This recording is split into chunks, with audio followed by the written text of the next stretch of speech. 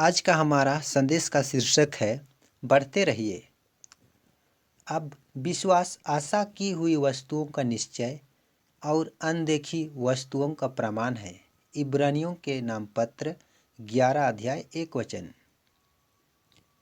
एक बार मैंने कुछ ऑस्ट्रेलिया के पर्वतारोहियों के बारे में पढ़ा जो माउंट एवरेस्ट की चढ़ाई कर रहे थे।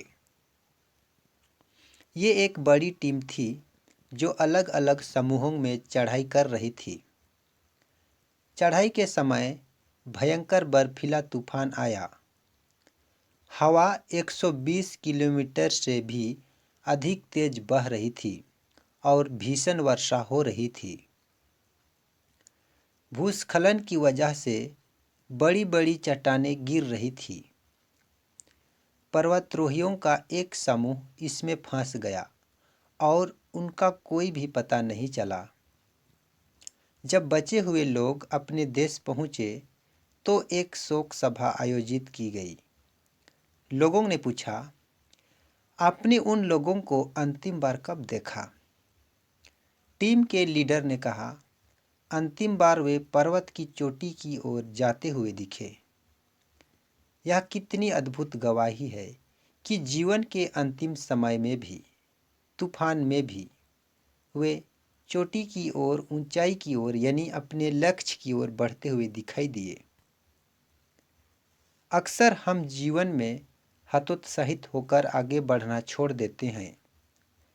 हताश ना हो, एक बार फिर से आगे बढ़ना शुरू करें।